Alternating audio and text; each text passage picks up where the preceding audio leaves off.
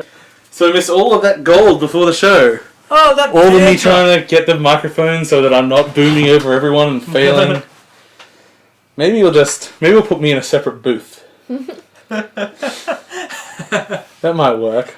And then the cameras everywhere else are just turned off. Yeah, we're just going to change the name to 8.5 Pauls. It's 'cause I'm going to argue with myself. It'll be great.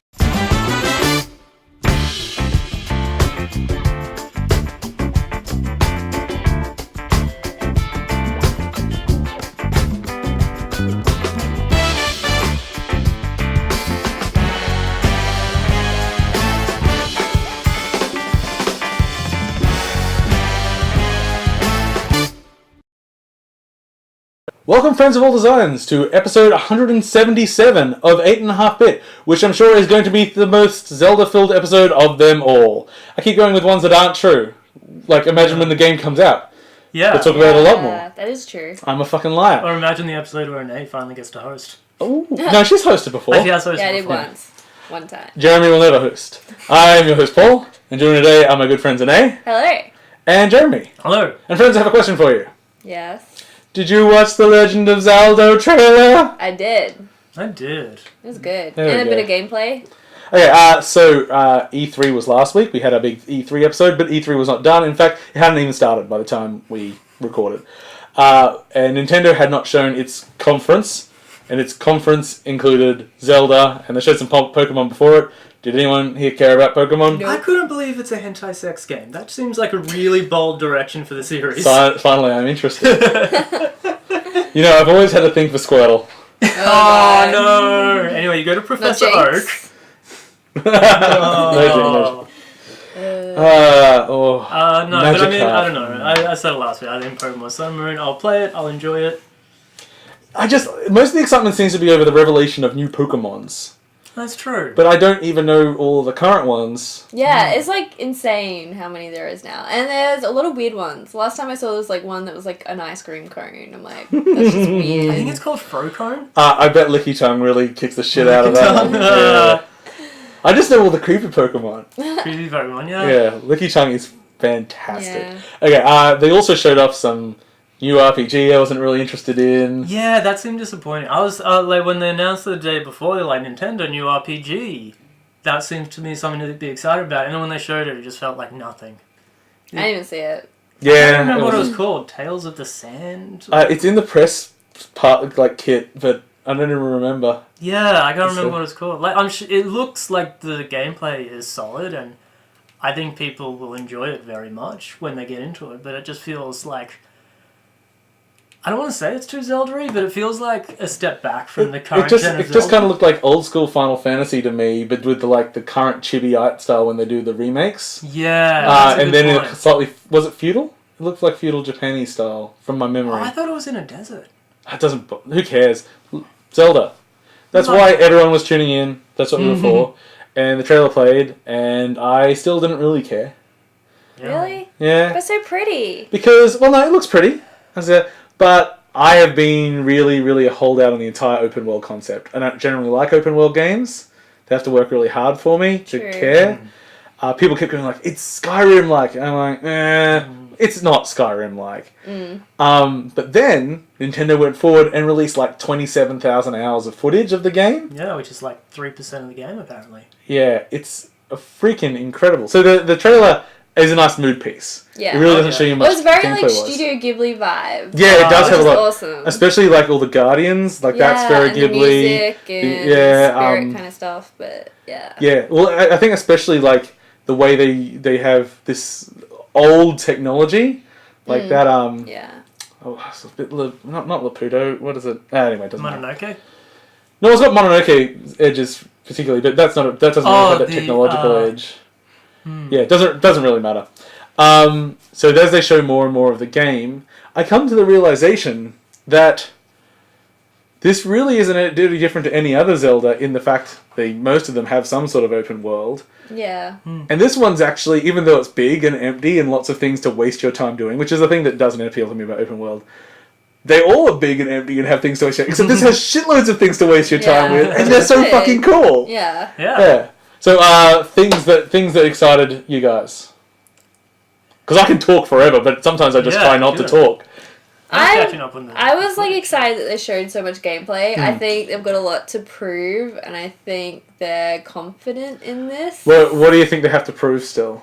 Well, I think like Zelda's got such like so many people are eager for a new Zelda. So yeah, expectations are high. So I think they're trying to live up to those expectations. I think with what they showed, they did not. I don't believe they showed any dungeons. They showed shrines, which are mini dungeons, mini puzzles. So basically, it's the same as every Zelda. You have a big open world, and then when you want like designed puzzles, that's for dungeons, and that's for shrines. In which case, there are 100 shrines in the world, each varying size that all have puzzles inside them. That you get certain abilities, unlocks, items from, whatever. And then they have the actual dungeons, which you have to solve to complete the game. And apparently, you can complete the game without like engaging in most of the story. Really? Like, if you know how to end the game, you can just run to the end. Yeah. Oh. Except, apparently, it would be really, really hard. Yeah. So Interesting. I think the most interesting thing about Zelda, which is Breath of the Wild, which I don't really care about as a subtitle. Does it do anything for you? Nah, I It's didn't fine. remember it. I think Jack London wrote this game. I don't get the reference, I'm sorry. Oh my god! People making reference on this podcast that I don't get. Oh no, I'm supposed to be the smart-ass Jeremy. I hope I'm not wrong now. It's not fair. He wrote Call of the Wild. Oh, a literary reference. No wonder, because I'm a pleb. So the interesting thing is how systems-driven the game is. Because Zelda is normally a pretty designed world where, you know, everything is set out in an exact way. This game has fire that can propagate. It has actual wind. It has the cooking system is actually really fun. That really excited me. Yeah, I liked. I didn't see the cooking system. Okay, so straight up, shoot a ball, Maybe get a talk me steak. through it. Okay. Do you want to talk about the cooking system? I don't really remember it. You Okay, maybe Nate can't talk me So through there's it. okay. So shoot a ball, get a steak. Okay. Cool. That's it. And I actually quite like that they have all these. Like, you know, you shoot it, just pop. It sort of disappears and there's a steak on the ground. I'm fine with that level. love that. kind of I think Minecraft style. Yeah, it's cute as well. You could just eat the steak. Probably not so great. You could walk up to a fire, drop it on the fire, wait 5 seconds, cook steak. Delicious.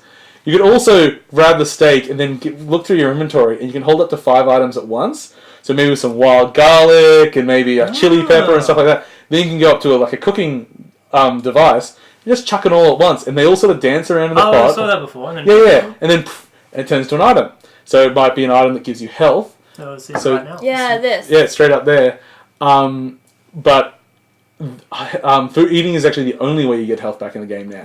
There are no longer hearts. So you actually go, okay, well, I'm going to go cook some good food. I'm going to go to this dungeon. I'm going to make sure I've got a whole bunch of things to eat. Will there be potions? There are potions you can cook exactly the same way. So you scavenge for items to do that. Now, potions are also the only way, at least so far that we know, and I wouldn't be surprised if there are some ways to do it permanently. Potions are the only way of boosting your abilities. So if you need to climb, because there's like Shadow of the Colossus style climbing in this game with a grip meter. If you need to climb something really tall, you make an endurance potion and you drink that before you climb it. Oh, right. That's So cool. it's like taking a page out of The Witcher's book. Yeah, The Witcher with that bit of pre-planning. Like on the difficulties I never bothered playing. That's what I like about The Witcher. This is my favourite. You gotta meditate. This is Witcher 2. You gotta sit down. There's a fight over there. I'm gonna sit down. I'm gonna meditate. Rub some oils on my swords. Drink some potions. And that was one of the big changes in Witcher 3 I hated. Where do you rub oil when you meditate, Paul? Well, on my sword, but as long as it's sheathed, we'll all be fine. But in Witcher 3, it went back to the normal RPG thing of like, oh, I'm fighting something, my health is low, I better eat some bread. That's probably why I liked it. Witcher 2 was way too hard. Witcher 3 is great, but I just hate that idea that you're in the middle of a fight. Yeah. And so it's like, let's eat all the shit. Oh no, I'm out of food. I guess I'll scoff down these ghoul parts that give me half a point each. I'd watch MMA. I would watch MMA if Conor McGregor stopped halfway through and was just like, mate, meatball sauce. That'd be amazing. That would be great. So other things they showed off. They're like sigils or the sort of extra abilities on top. So one of them is the magnet, where anything metal in the environment, you can point at it, pick it up. It's physics object in the world. So basically, there's a chest at the bottom of a lake. Pull the chest up. Oh, hello. Great. I missed a bunch of this stuff. So, and that's used heavily in puzzle, so it's almost okay, like, that's cool. you know, that sort of 2000s based physics puzzle game, like your portals and all that sort of stuff. But then one of the other abilities is the time stop ability, which is super interesting, and you can do already lots of cool things with. So there's a boulder in front of you, you go, time stop. You run up to it, you beat the living shit out of it. It maintains all the energy you're putting into it. What? And it even draws an arrow showing the vector that it's going to take eventually. Oh, yeah. And then when it releases, it can just fire across the entire level. Oh. I'm not sure, but I'm pretty sure you can hold on to the boulder as well. Thunk, and you can launch yourself across the level. Not quite sure about that level. I see that him doing something similar to that with a boulder in here. He takes out a couple of I can never remember what they're called. The red goblins. The moblins. Yeah. Goblins. Yeah, and with them, like so you can drop a boulder. So it's putting all these systems in the world that so you light dry grass on fire. Mm-hmm. Or it can get just lit on fire by natural systems as well. Which is quite interesting. You pull out your little paraglider sheet, it's uplift. Oh. So you need to get up a cliff, there's grass at the bottom of it, set it on fire, lift yourself up. So it's not that any of these things are like all these things we've seen before, a lot of them are systems from existing Zelda games, but just not, like they weren't simulated systems before. Before they were just like, oh, here is a spot which gives you uplift. Now it's like, the world's just a little bit looser, and really it's just, most of it is navigation options. So you can glide, so you can get really, really high and glide over huge areas. This whole demo was just one plateau in the entire world, and I don't know, it looked like a fifth of the world. The more this runs through, it's so pretty to look at. It is. It's actually something I dislike about the way the landscape is. It's like, it's not distinct enough. It looks a little bit like height mappy to me. I can sort of get where you're coming from, but at the same time... I'm not like upset about it, but I'm also not like, ooh, best landscapes ever! But it's still pretty good. Is this footage all from Wii U? This is all from Wii U. Okay. So apparently the NX version is exactly the same. Okay. From people playing it, they said that there are a few frame drops at the moment, which isn't... I mean, it's still got over half a year before it comes out. Yeah, true. Which isn't shocking. So I kind of guess if there's anything really different, maybe it just won't struggle as much with it. You got to assume the NX has some power extra. Yeah, definitely. Yeah. But all I was saying, so you can glide, but then you can also, when you're in the snowy areas, you can put your shield underneath you and snowboard. So there's all these people like doing combinations of like gliding up a cliff, landing in the snow, snowboarding along, doing a big jump, pulling out the glide again. What? I didn't watch this gameplay properly. I only watched like bits of it. What was that but there's so much stuff. game we were looking at last week? It's just called Snow or something. No, Snow is Steep. Steep. Yeah. Thank you. Yeah. Steep is Snow is its competitor. Steep is about to get blown out of the water by Zelda. Well, it actually brings up to one of the things I don't like, but I can see why it's obviously there. So when you're snowboarding on your shield, that will count towards it degrading because all items and weapons in this game degrade. That's quite interesting. cool. Because I was going to ask about the armor and equipment he's using because you see, there's a scene where he's taking on a big rock golem. It looks like where he's quite a bit more armored than I've ever seen. So when some people were fighting the rock goblin in the demo, and when they fought it. They said they just had to scavenge the bodies of every like moblin around them to just get like weapons or just to throw at it, and just because it had so much health and it was so tough, they just did not have the equipment to take on the monster. Oh, that's which incredible. Is kind of cool. Also, that there could just be things in the environment that you were just not equipped to take on. That's cool. But also, like they make a big deal out of so the monsters in the world, they'll have like camps, and if you sneak up on them, you could just go and. Because if you're sitting around having a drink at a camp, you don't have your sword on you. So you can sneak around and steal all their weapons before you engage. Like, all sorts of things like that, which is... Like, really, it doesn't matter. Like, the fights in the open world normally don't matter much. They're normally like, look, there's a chest with a rupee in the middle of it, whatever, who cares? But it just means that there's lots of things to play with in the open world. Yeah, and you can choose different ways to sort of take it down, which is interesting. I think it'll be fun. I think one of the abilities that's shown there was another rune that I hadn't really seen, that you seem to be able to create matter. It's like, okay. How do you think they're going to be like part of the story? Like, are they going to be, you find them along the way? I assume the runes will be unlocked in dungeons, or at least in bigger shrines, and they will gate your entry to some things. Yeah, that's what I was assuming, like it's going to gate your entry to certain parts. Like Zelda requires some level of gating, which we do know some of, and it's different gating in the snow, because temperature matters in the game. If you're not wearing the right clothes, you will freeze and you'll start losing health. Oh wow! So that's not new. You need to. Yeah. Well, it's new. The Goron's tunic. Yeah, that's true. So you have to make sure you're wearing appropriate clothes for the environment you're in, but it's not just clothes. You could keep the clothes you wear, the clothes that don't have protection, that have more armor, and you can drink an elixir that will keep you warm for it's like 8 hours real time or something like that. I saw them make one. That was a perfect elixir because they have different qualities. You can make a bad elixir or a really good elixir. Oh right. That's so cool. systems upon systems but they all seem really clear and easy to use. I hear the controls are quite complicated though. Oh, really? Yeah. I hear that it's more complicated than a regular Zelda game. Because Nintendo is very much like, they're the era of the GameCube. Let's give you a big green A button and we'll try to use that for 80% of your actions in game. So now it's, it's probably no more complicated than Uncharted or something. But for Nintendo's levels, it's complicated. Anyway, so that will be launching next year on the NX. I'm really hoping the NX is backwards compatible to Wii U. I'd be surprised if it isn't. Yeah, because the Wii U is the first Nintendo system since my SNES that I never got. And the thing is, there's so many people like that, and the Wii U library is fucking great. Like, there are so many really good games on it, but not quite enough to push a lot of people out. Like, a lot of it's just like, it's just more of Nintendo and people weren't sold to do it. But if you get to launch a console with most people never playing this big allotment of games... Oh, yeah. It's like... That's huge. Yeah. My problem with Wii U is, like, the price point of games. Like, a lot of games, like, because they don't go cheap. Yeah. And things like... When they go cheap, it's like, major discount, $50. It's like, I was looking for the $10 bargain bin. Yeah, it's just too much of an investment for games. Like, I probably won't play much.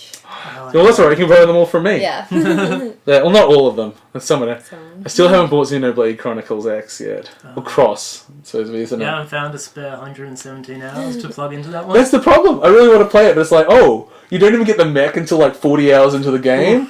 I'm not going to play it for 40 hours. I know I don't have that kind of time. I wonder how much I'll play Zelda. Probably quite a bit. I'm a bit of a fanboy. I could see this one being very playable too. Okay. So we sort of jumped the gun into talking about games this week. So how are you guys going?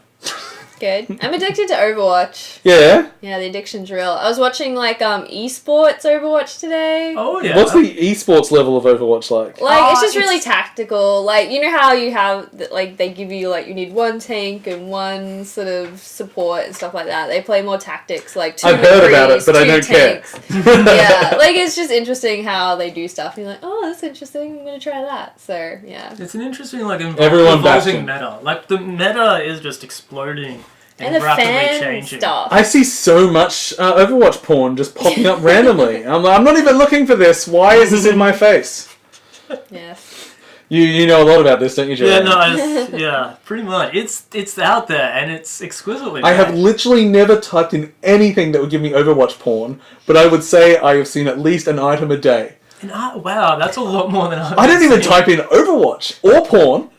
And they're just like, it's all over Reddit. It's just like... So basically you're Googling, like, what is my, like, to want to log into your web bank. I'm mainly looking at... And Google's like, are you sure you didn't mean Widowmaker fruit? Yeah. I'm looking at the federal election. I'm like, okay, is that guy really a tradie? And then... Important question. It's nothing but, Widowmaker, like, eating some gummy worms. Wow. I haven't seen that one. I made it up, but I bet it exists now. There seems to be a real disparity in, like, the Overwatch porn, though. Like, for a game that's so well balanced, the porn isn't balanced at all. Well, everyone's welcome in the world of I think the only male character I've seen in the Overwatch porn is Hanzo. I've seen the cowboy guy. Oh, really? Yeah. I want to see Reinhardt. Yeah. The giant German grandpa. Just load up like Siegfried porn from Soul Calibur. Big knight, isn't he? Right? Yeah, I don't know Soul Calibur. This is embarrassing. He's sexy. Who's your go-to character for Overwatch? For Overwatch porn. Yeah, I'm like, wait. Who do you main and who do you? I guess euphemism. I don't know. So in terms of the game, and who do you swat?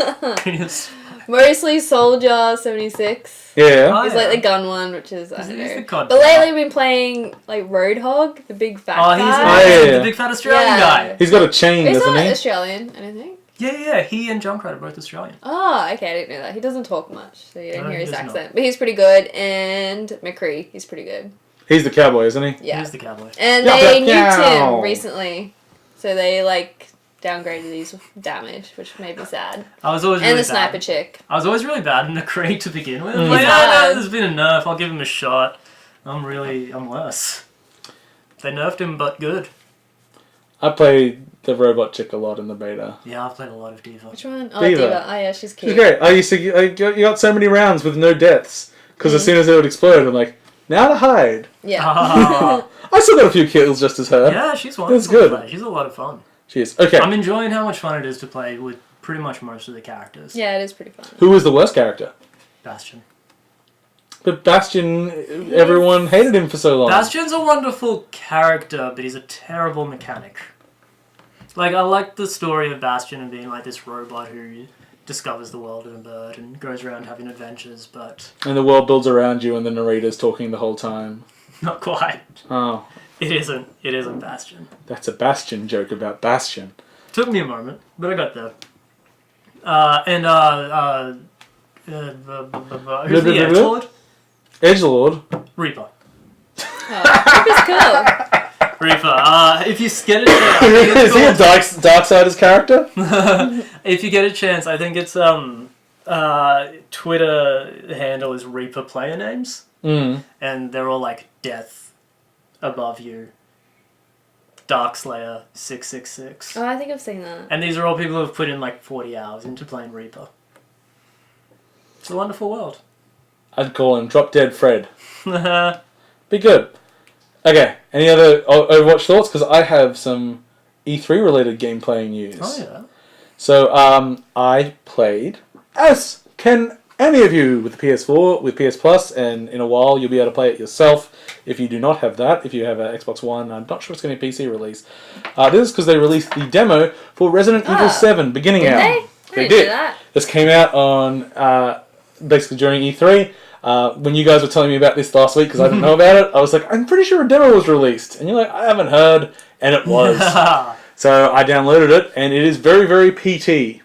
And I would say I'm very, very worried about this game. Really? So this segment, this I'd say probably about 20-minute experience. Maybe that's if you're taking your time, and I ran through it a few times as well. It is not from the game; it's a separate experience.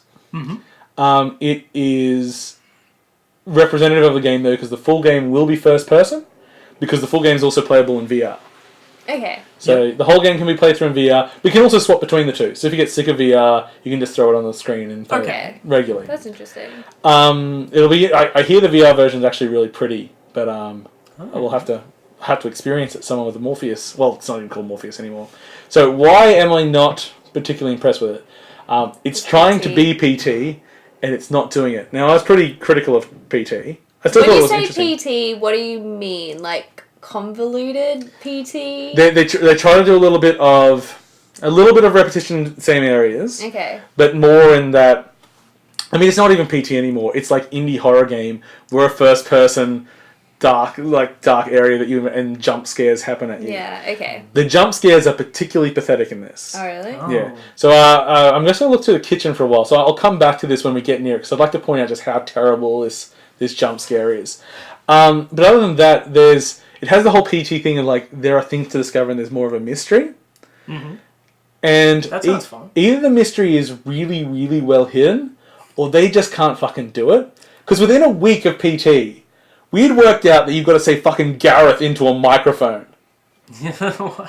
But I hated that about PT. Oh yeah, Like, exactly. But those things are for the obsessies. Yeah. Now people are obsessing over this and they're finding nothing. There's a mannequin finger which looks like a little bit of a key on the end. Yeah. That has to be used for something. I promise you, people have played through this a million times and nobody's found a use for that fucking Really? finger. Ooh. It's like, it just seems to be an object. There's a hatchet you can find, which is, you can swing it like a weapon. Okay, here we are around here. Okay, I was talking about bad jump scares. Now, there's some bolt cutters there. I'm going to pull them out. Oh, a baby doll just fell from the ceiling. Okay. Now, when I replayed this, I was like, so I'm going to look up first and like look for like it just hanging there or trapdoor or something. There's nothing. Oh. It's just a baby doll teleports out of nowhere for no reason. It means nothing. So similarly, you go upstairs and there's a bunch of mannequins, and you turn around and one of the mannequins is just moved. Oh. And that's kind of a bit Silent Hilly, But again, no reason. It's like, oh, this is spooky, isn't it? And not really. Not without a reason. Not without a context for it to be scary. What if all the mannequins were going like this? They got no arms, though. They're armless mannequins. And who's afraid of an armless mannequin? Yeah. So it's quite attractive. It's got some... it feels Resident Evil-y in that, if you didn't notice in the first room, there's a fuse box and there's a fuse missing. Oh, you've got to find the fuse for that and all that sort of thing. So that feels Resident Evil-y. The whole thing... So they've got the hatchet in there. There is no combat in this demo, but you can swing it like it's a weapon. So I think that's indicating that there will be, but... I just don't know what to take of it. It really points out that even though like the actual gameplay of PT I criticize greatly, the actual world building and story building and atmosphere building of it is so much better than this. And I'm sounding particularly down on it. I actually like the first time I played through, I had my tense moments. I was like, "Oh, what's behind here?" And I think a second that mannequin. Oh no, that mannequin's magically appeared. Is that really a scare? I don't know. And no one's worked out if there's a way to beat the demo without bad things happening. Is there an ending? There are 3 endings. Okay. Oh, okay. 2 of them are just variants on one, and so yeah. And there's one tie-in that it looks like you find a picture of an umbrella helicopter. Okay. So maybe it's just a helicopter, and we're assuming it's Umbrella. But this isn't part of the game, is it? This is this is a teaser. But the thing is, this game's coming out in January. Sure. So, whilst this might have been a short development to make this little segment, you've got to imagine the game's pretty much done, and now they're in crunch mode trying to finish it. Yeah, more or less. Yeah, so it's got to be designed, it's got to be most pieces in place, and now they're, AAA games with this scope. But the other thing I sort of wonder is, so Resident Evil hit it big with Resident Evil 4. Where it's, it was iconic. Oh, there's an interesting. So you find a tape, and then you play the tape, as in once it starts, you're physically the character within the tape. So that's kind of fun. That's a fun idea. And you're the camera operator with some guys going to check out the spooky house. Ooh. Yeah, which is fun. And I actually didn't mind the performances in there. Just had my guts out. Good stuff. Yeah.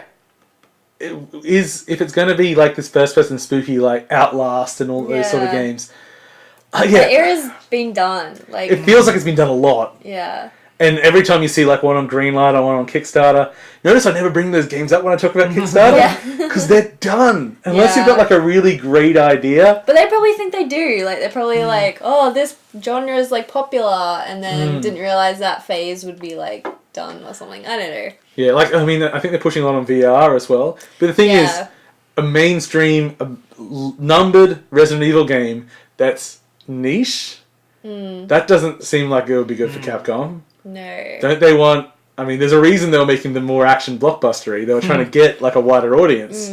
And this does not seem like a wide audience game. Yeah. It might be a totally different experience in VR though. It might be. I mean, it might be a very good game of this type, but does that have a wide appeal? We could even see more of the game than just what they're showing you in the demo. Oh yeah. Well, the game could very well evolve. It's likely going to have some combat because Resident Evil's always had combat. Yeah, it has to. It's like they still refer to it as like a AAA B grade. Like it's got to have campiness to it. So that they're still talking about it like in those terms. Because I mean, our serious horror was more Silent Hill, and our silly made a Jill sandwich or whatever that bloody line is. That is for Resident Evil. So yeah, play it. It's free. It's only for PS Plus at the moment, but I think in a week or two it opens up for Xbox One and just regular PlayStation members as well. I don't enjoy these games where the goal is to be scared. Yeah. Fun with people. Yeah, see, I imagine that would be the case. And that's where I have very little interest in playing a virtual reality where I'm locked off from everyone horror game. Because they're like, oh god, I mean, someone could be watching and laughing at me. Yeah, like it's something I'd want to try once. But yeah, and that's where I sort of, like a short experience I get into, like a really cool, crafted... Not a full game. Cool, I'm sure you'll have an example of a game that fits just this genre, but I would like a game where you sort of progress through this sort of spooky, scary, feeling a little bit helpless, and then at the end the strain get the fully semi-automatic shotgun. And so like the first half is constantly running away from stuff, and the second half is just shooting you doors into walls.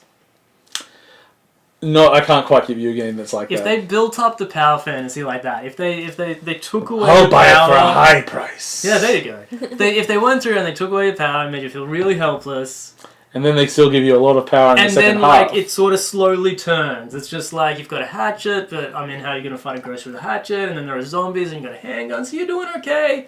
And then at the end, and then there's just babies, and you've got a rocket launcher. exactly. But like racist babies. Yeah. So a teenager got arrested for apparently planning to assassinate Trump. Oh.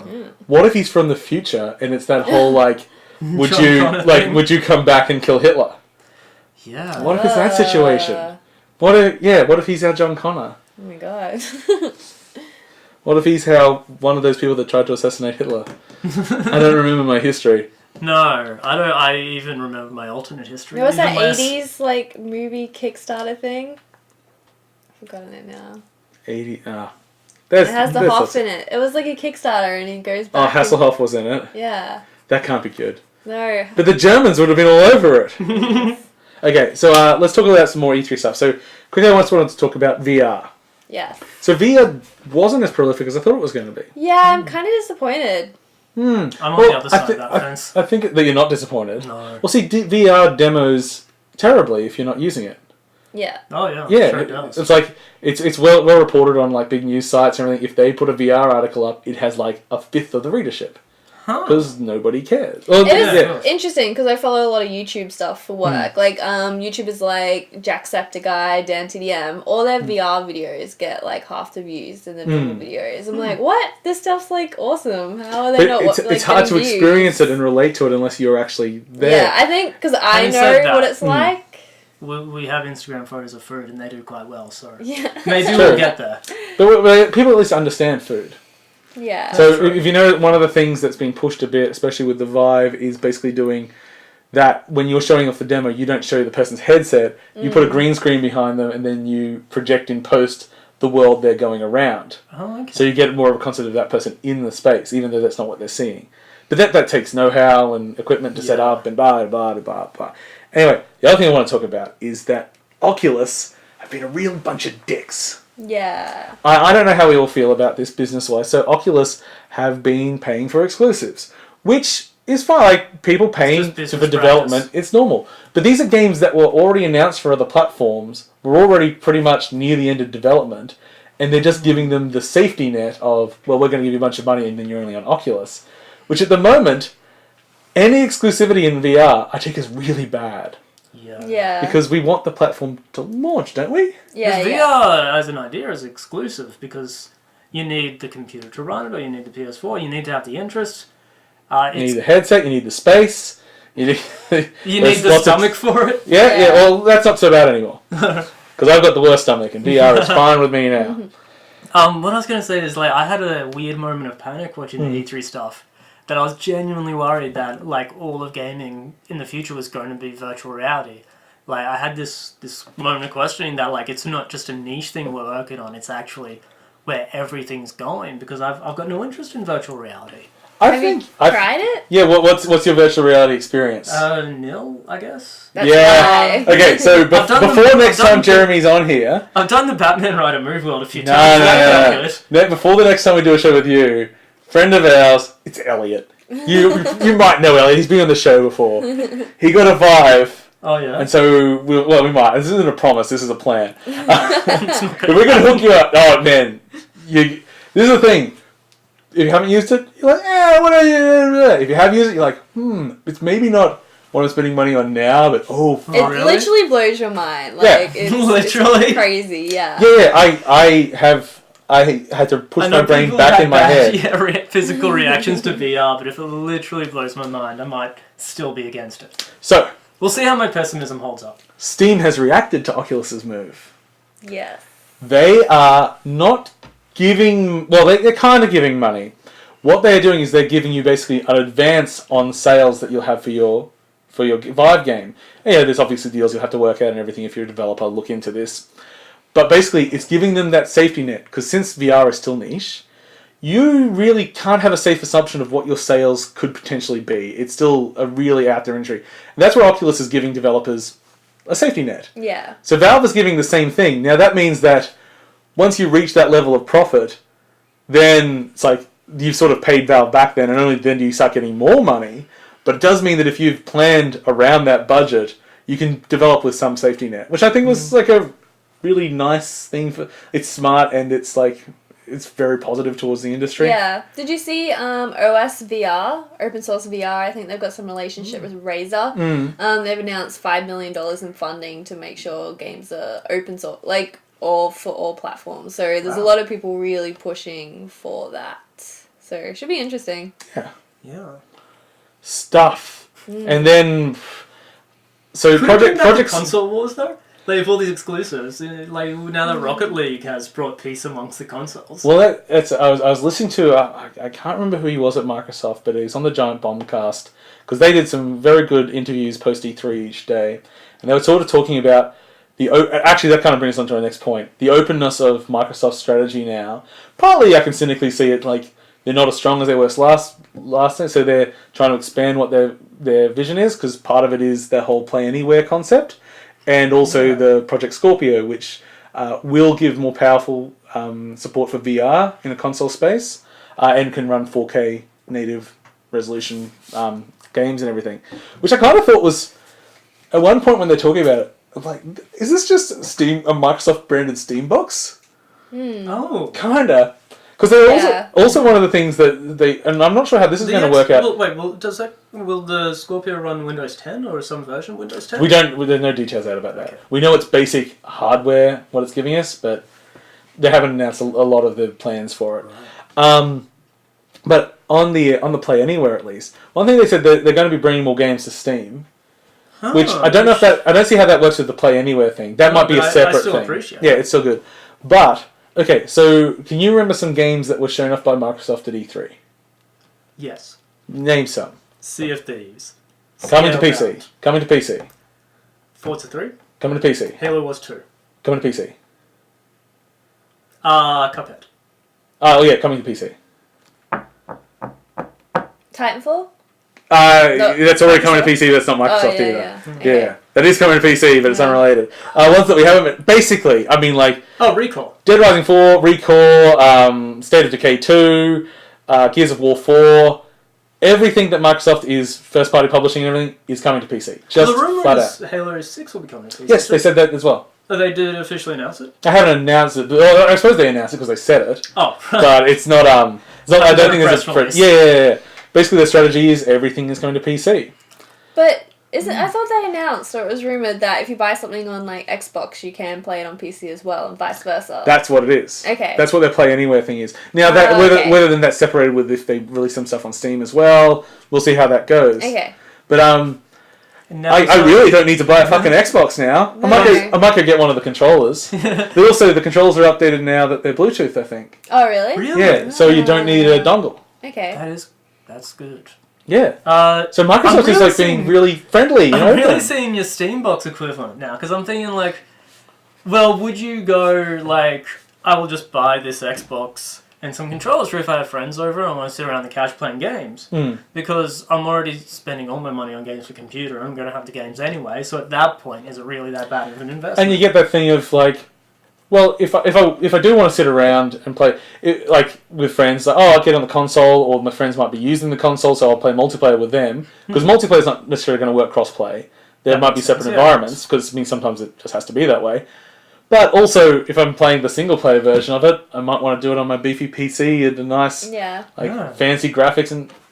Well, you might want to kick back on a couch and play it. I couldn't imagine playing a lot of AAA games like at my computer. So good. I want that big experience. I know we're talking the wrong platform here, but I couldn't imagine playing like an Uncharted on a computer. I want to be back and... But you can see the cartilage so clearly. I left the notifications on my phone. What kind of bastard am I? A pretty good bastard. That's so this is going to be an edit point, right? Because fuck these. I can't believe people watch this bullshit. I don't edit anything. I just let it all run free. So I just leave that up. So, just to move on conversation, one of my favourite Nintendo bits of news after E3 was they announced a new Mario Party. We didn't talk about it before because who gives a shit? Yeah. What are they up to? Like, I don't know number-wise. It's so many. I've played 3 of them, I think. At least with this one, they've dropped the whole... Because the last 2 or 3, all the characters moved together on the game board in a car. Oh, really? Which is like... Gross. Why did anyone ever think that was a good idea? Strip it down to just minigame after minigame after minigame. Yeah, but there's already a minigame mode in most of them, so you could have just done that. I mean, I love Mario Party playing with James because he hates it so much. Just trolling him with everything is hilarious. But yes, the box art for the new Mario Party is the exact same art from an old SpaghettiOs can. Is that what it is? Yep, that's what the picture is. Toad's jacket is different. Yeah. It's true, he's got a red jacket on, and you can't see Mario's hand, but it's probably still the same, because there's a dye there now. Other than that, it's pretty much exactly the same. No. But I guess, like, there's not much else they can do, really. Like, I think this is funny. It's fine. I'm not like, burn down Nintendo, they reused some art. But still... I wonder if they knew, or like the designer or whatever was just like, oh hey, here's the art. Yeah. So someone was probably... They're like default rendered character models. They don't really change when they're at that resolution. Oh yeah, we're just going through the library. This one looks good. So, should we check if it's been on any SpaghettiOs? Nah, I'm sure it'll be fine. No one will ever know. It's like 24 hours earlier, there was a guy cleaning through the office going like, why do we still have these old SpaghettiO cans? Oh, that was actually the inspiration for the game. It's like, SpaghettiOs. Okay, shall we move on to a game I've been playing? Yeah, please, let's do it. Unreleased game, Alpha. We are looking at Cliffy B's, Boss Key is the new company. Lawbreakers is the game. It is a first-person shooter. I might jump a little bit ahead from the menu screen here, just so that people watching can see some actual gameplay. So what genre is it? Is it like an arena shoot? So the only gameplay in the alpha is this battery mode, which is one of the biggest points of criticism of the game, because the battery mode is there's battery in the middle of the arena. Yep. You take it back to your base, it starts to charge, and the goal is to get it charged to 100%, and then the team that has it in their base at 100% wins. Now, it can charge at either base. And it doesn't reset? It doesn't reset. Ooh. So you really could just let it charge to 95% at the enemy's base, sit there, do nothing, and then just everyone charge at the last second. It's only really those last minute that really matters to the game. So not quite the right design, I think. I think it because it gives you no real benefit for holding it for most of the game. It's not like people power up or there's anything to do with it. Yeah. Other than that, it's a character-based shooter, and on which platform? This is on PC. I don't know if it's coming to anything but PC. It's Nexon's publishing it, so Kings of free to play. This isn't free to play though anymore. It was going to be, and then they changed their mind. So I'm playing an assassin character in the footage now. If you notice that I'm not... I just did 2 little leaps. I'm not super fast running around. Part of the problem here is the assassin, I think, is the worst example of this. I have 2 abilities. I have a dash ability, and I have a grappling hook. Grappling hooks are fantastic, aren't they? Super fun. They are. Yeah. It's got 3 charges, and to recharge one of those charges takes about 15 seconds. So you go, someone's shooting at me, dash, swing out of the way, dash, now I can only walk for the next 15 seconds, and then I only get 1 of those again until they've all recharged over 45 seconds or whatever. It makes the game so slow. Because the thing is, there's no run. The characters that have run, that counts as one of their abilities. You might have 4 seconds of running, and then you've got to wait 15 seconds before you can run again. Which also means when you're traversing the environment, you don't really want to waste your traversal moves because, otherwise you'll get into a fight and you won't be able to get out of it.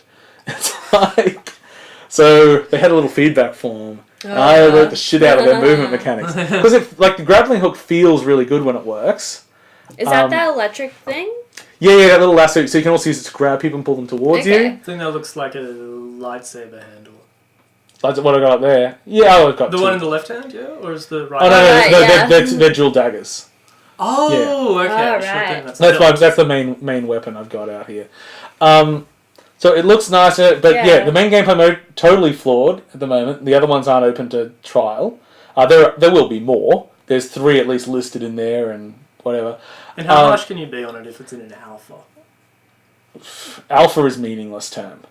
It's like when everyone's in betas. It's like, well, that's not a beta. You're doing a multiplayer test as a demo. Because this is now a beta. Well, this isn't necessarily a beta. You don't exactly know what their design is and everything. I would say this is more than an alpha, but really, at the whole, they're meaningless terms. Yeah. I mean, they have a general meaning of, before like feature lockdown and everything, but... How far away is this game from release? I don't think it has a release date currently. I would imagine later this year. So in the middle area there, it's all 0G. Oh, really? Which I think sounds fun, except if you don't enter it with velocity, it's 0G. So you're just a floating sitting duck. Really? So you know how many people go and fight in that area where it sounds cool because 0G sounds cool? No one, because if you go in there, you're going to be fucking slaughtered within seconds. No one goes to the 0G area. One of the characters, like their ultimate, has it creates a little 0G field, but like that's easily avoidable. No, but that's just like it just makes a little bubble and doesn't really do too much to the gameplay. So it's not really leveraging these features for much. So like I like the idea, but it just feels like it's such a project of like the MOBA age that I don't like a skill-based shooter where I can't rely on my abilities to be there for me because, oh wait, it's on a 40-second cooldown or something like that. It'd be frustrating. Like, it looks super slow. Like, watching this, I like first-person shooters, but this, I'm like, I don't really want to play this. Yeah, and it sort of becomes whoever's got the most mobility when you enter a firefight is generally the person who's going to win because they can avoid your attacks and you can't really do much except walk. Yeah. Yeah. Yeah. Anyway. But if you were to grade this game on hope. Grade it on hope. Hopes and dreams. Hopes and dreams. Hopes and dreams. Like, the thing is, you look at character-based shooters at the moment. Like, you got this versus Overwatch. Like, Overwatch is just... It has so much character. And it's a behemoth. Yeah, and there's like so many characters, and they're rolling out more and more game modes as we go. They're about to release their competitive modes soon. We found they've already got like a bunch of heroes in the pipe that are getting close to release. I haven't seen any porn from Lawbreakers. None. Wow. But look at that fist, it's ripe for porn parody. Ooh, dual blades. Yeah. So it's disappointing about the movement, because I think that is the make or break of a shooter. Like, you don't think of it as one of the highlights, but for me, I want to be able to feel like I can really move the fuck around. If and they make a big deal about how vertical this game is, but you're really limited. And one of the things I found, like I was jumping off the edge and trying to swing up while I was getting used to the grappling hook, and if I messed up, I couldn't throw another grappling hook because I'd run out of charges. I'm like, well, I guess I'm going to die now. So yeah, there's the Vanguard who can sort of, she's got like rocket boosts, but again, they last about 4 seconds. Oh. This big guy, the Enforcer, his only fast move is actually not a fast move at all. He leaps forward and like smashes the ground. So, not good for traversal, but good for whacking people. Yeah, so do the characters have broken into roles or anything? I think I saw before there was a meter for mobility and a meter for health. Is that the only... No, I mean, they're all different damage. I mean, everyone's got unique weapons and abilities. But... So everything is like, yes, they all have basic roles of this is your tank and this and so your team needs to really vary up. Although I found that if you're just defending, if everyone goes to those stupid assassin checks, and then just when someone goes in to try and steal your battery, because you've got to stand by it for about 10 seconds before you can steal it, you just run in there and everyone just swings the blades and then run out again. I got real pissed off at that maneuver being used against me. Are we going to talk about Titanfall 2? Because I think the movement situation is a good segue into it. I don't have any footage. We spoke about it last week a little bit, but... They've released more footage of the multiplayer. I watched the multiplayer trailer. It looks fantastic. Oh, the movement is so satisfying and good. It looks sexy. Except I've fallen for this trap before with Call of Duty games, where I'll see someone playing a Call of Duty game, the multiplayer preview, I'm like, oh my god, all these abilities look so good, they're so useful, I can do that, I can do this.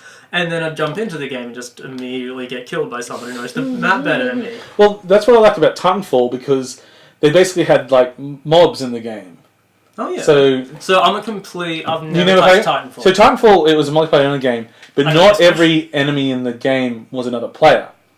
I didn't know that. Yeah. I played it. Yeah, there were lots of military guys running around, which were just like, you could just fight, like you'll chew through them like nothing. Okay. But it was playing Titanfall, be like, man, these Titans, these guys suck. And we played it like for half an hour. Yeah. So I'm hoping there's more, because it fills out the battlefield, makes it feel like... Plus it gives you, even the worst player has a sense of power in it. Yeah, absolutely. Yeah. Is that another case, am I misremembering, or was that sort of similar to Battlefront 2? I think had a lot of...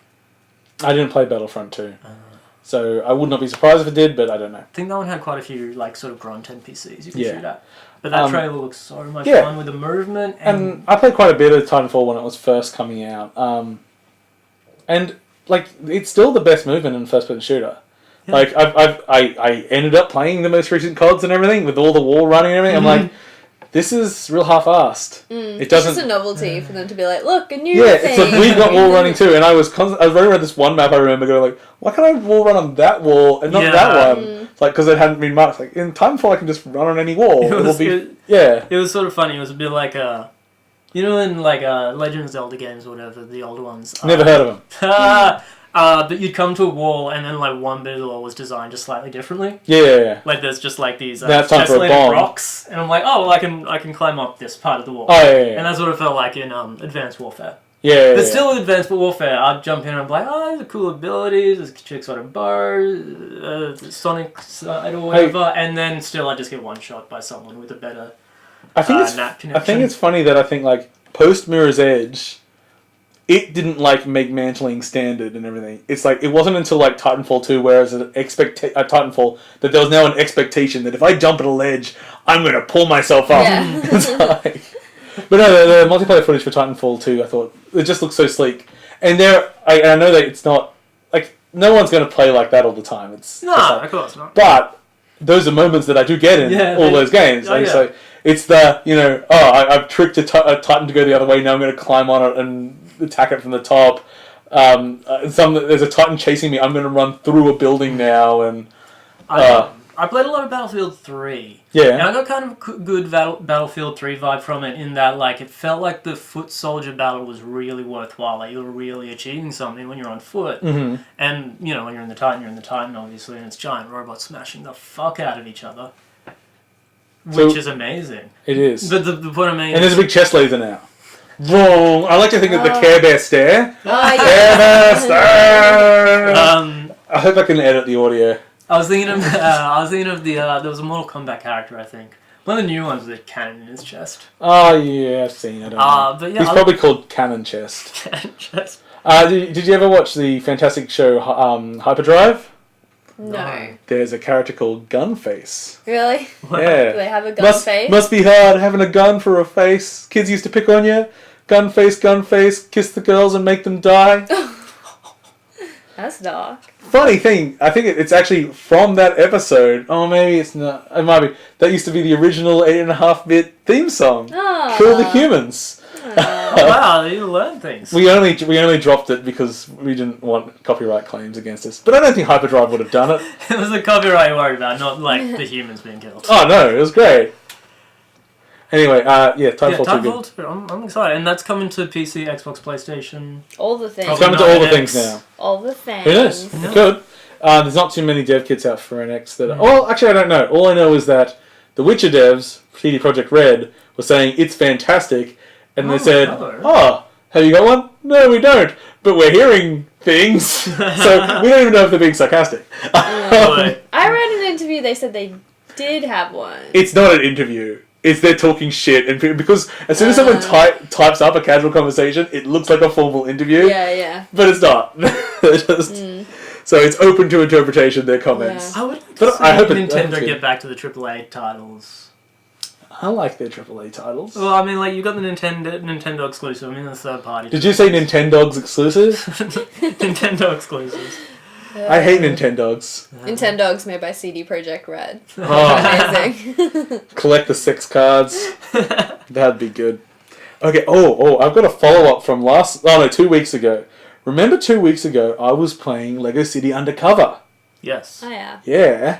So, this week, or last week from E3, they also announced, for some reason it was a big announcement, a demo for Lego Star Wars The Force Awakens. Oh, yeah. Hello. Yeah, I haven't played a Lego mainstream game since, I think, Indiana Jones. I think I got that one free with my Xbox 360. Maybe. I think it was a dual pack with Kung Fu Panda and Lego Indiana Which game Jones. was better? Quality. I didn't mind Indiana Jones, but only co-op. I guess Indiana Jones. I don't think Kung Fu Panda Into the Drive. So, Next week's Game Club. well, we haven't announced. Track down a copy of Kung Fu Panda for Xbox 360. Okay, so, what has changed? Nothing. It's got Star Wars characters. Is it still a bunch of boring shit? Yes. Yeah. It's confusing boring shit too. Really? In the introduction, Flynn is like Who? What isn't his name? Flynn? Yeah. Finn. You're right. Sorry. Whatever. It's sort of like a bit Simoleon speaking, like Oh, yeah. and then it cuts to the gameplay, and Ray just goes like, "Oh, we have to stop the stormtroopers." Like, just wait, are you spoken or like? Can these Lego characters speak real words or not? I don't know what's going on. I was instantly thrown off, and then I just fumbled around this area until I was bored. If we get to the end of this footage, which won't be too far from now, that is literally all I could stomach of this game. It's so it's weird. Like, it's so unclear what things are like breakable and what things are parts of kits that you can then build something else out of. Like, and then when it's character specific things, the only way they've got around it is putting their portrait on the ground in front of it, and that's still all they've worked out. Like, I got myself in a box. It's like, is this the solution? Wow. Let's go. Here's a round thing. Do I have to go on the round thing? Oh, no. This is like painful to watch right now. Oh, I was like, what am I? Like, anyway. Is this designed for local co-op? Designed for local co-op, and you can swap characters anytime, even as one person. Because I think it's only 2-player co-op, but there's 3 characters. So, you know, mess around with that. And I think you can come back in the levels. But I'm so disappointed that this is still what the game is. Yeah. It's like, I thought this... But they know they can just make lots of money, chuck an IP on it, and parents will be like, this seems like a fun, safe game for the kids. Even things like, Disney Infinity. Like, those games aren't bad. Yeah, they're pretty polished. Yeah, and like, actually, I don't know if this is still Traveler's Tale. I assume this is still Traveler's Tales. Like, they're not a bad dev, but it just seems like just slap a property on it and do the same thing over and over again. Like, it's nice representation. The graphics look nice, but compared to Lego City Undercover, I had genuine fun with that game. Right. And that game's now 3 years old or so. It's like it was a launch title on the Wii U. Well, it doesn't seem like graphically or it's advanced that much, does it? Well, I mean like it looks, it's sharper. It's got like a nicer sort of render effect on the end. I shot it enough that it flew away. That makes sense. Yeah, you know, physics improved. Like the basic, like the world render is nice. I think it's a nice looking game. But God, the level design and just there's no fun to be had. It's like, if you can't stand not playing Star Wars, then I guess this is a way of playing some more Star Wars. How's Lego Worlds going? I had great hopes for that game. I don't think a lot is happening with it. I mean, That's a shame. It's the ongoing problem that we talk about, the dick problem. The dick problem. That will stop it from going properly multiplayer, and that game needs to go multiplayer. Yeah. Because what's the point of building Lego things if you can't share them with people? Anyway. Oh, good. Oh no, I know what's happening. Don't worry, I'm not going to talk about the faults of my phone again. Okay. You've been playing some Hitman, Anais. I have. I'm sorry, I don't have footage. That's alright. I mean, people listen to this as well, so this is just for the listeners. Yes. So I played the new Hitman Marrakesh. Yes. It's set in Morocco. Marrakesh? Is that where it is? No, I forget now. But it's kind of a more political kind of thing. Like there's riots happening, and you have to get into this building to kill a guy. Like all the stories. It's the It's true. Yes. This one I was kind of disappointed. The world, like the map, wasn't that big. So the sort of joy of exploration wasn't really there. Well, it's not as big as Speranza. Yeah, which Sapienza. Sapienza. That was like massive, and I had so much fun like just exploring that and finding different ways to take down the target. And this is more like it's densely populated, so it's hard to do things without being seen, but also like it's like offices and stuff, which are less interesting to explore. Yeah. It was like a school full of military people and then an office full of office people and then just sort of markets and riots and stuff. And yeah, like it made it harder because there was a lot more people. Can, what's his name? Agent 47? Seven, yeah. Can Agent 47 sneak into an office building and like take part of an office birthday and like... That would be good. Just, like... But yeah, I didn't have the joy of exploring, and it annoyed me, everyone had American accents, which is kind of pretty poor. Maybe they were a Marrakesh accents. Maybe. Oh. Did you play it? No. No, okay. No, I know all my information secondhand. Oh, right. Yeah. I still haven't, I haven't even bought the Spanish one yet. Sapienza? Yeah. Yeah, that one's, I think, the best so far. Like, Sapienza, I felt like I'm James Bond in this. It just, I don't know. It felt... Yeah, this one's Jason Bourne. Oh, yeah. Got to get into it. Okay, so speaking of you wanting hats and stuff, so the next release, you know what the next release is?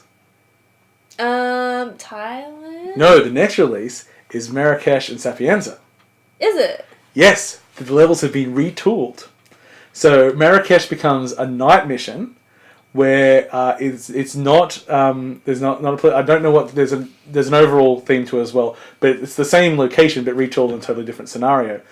Sapienza one, someone is making the final dramatic scenes of a superhero movie, shooting in Sapienza in the streets, and the star of this, and I believe it's the star you're assassinating, does his own stunts. Oh, hello. So this is the one where that's going full out like crazy, like work with the special effects to blow and do all sorts of just sounds cool. and just like lots of superhero jokes and just like that's cool. And maybe the Thailand one comes. I don't know if that's before or after. I remember seeing that somewhere. Yeah, I'm not sure How about many that. episodes have they gone through now? So there's going to be 6 episodes all up, And there's 7 locations so far, or yes, yeah. Like, so the middle one sort of like that's where they're revisiting a couple of them, and then I think that's like the mid-season break, and then after that they're new locations I think for each one.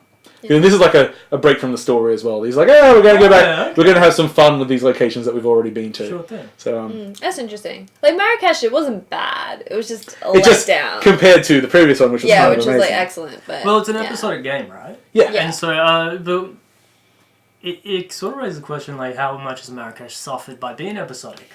Because there are sort of like parts of great games that are a little bit of a letdown that aren't as good as the other parts. Well, it's not even, it's a different kind of level. Like it's a riot, so it's full on like pushing through like lots of like physically moving between the and when you're in a building like it's military and everything, so everyone knows who everyone is, and so it's a lot more being careful of who you approach and what's around. So it's a different kind of gameplay. But then also remember part of the point, and whether you agree or not, of doing this episodically is that have you played Hitman games much in the past? I've never played a Hitman game. So when I play a Hitman game, the concept of Hitman games is create these levels where it's a playground. Lots of things can happen. But mostly some guy gets hit. Yeah, or multiple people, whatever. But when I finished a Hitman level, I'd play the next level. Sure. In fact, the level I've played the most ever in all Hitman games was Hitman 1, because the demo was the Chinatown mission, and I only had the demo, so I played that 100 times. But whenever I bought a full game, I played most of the missions once. When they come out a month apart from each other, you play through the mission once, you play through it with the escalations. They've got the elusive targets, which come out at the moment about once a week. They're targets you have one chance of trying to kill. Oh. They have as the escalation continues, so there's like more and more things to do there. There's player done missions, although I still haven't played with that. So they're basically giving you a long time to play with each level if you're following it as a season. Yeah. I mean, when it's all out, you can just go and buy the whole package if you really want to play it that way. But I think I think the episodic for a AAA game really paid off. Yeah, I think it's really good. That's it. I'm not playing a lot. I haven't bought the whole thing yet. I only bought the first one. I keep meaning to, but money. And there's so many games to play. It's true. Yeah. Okay.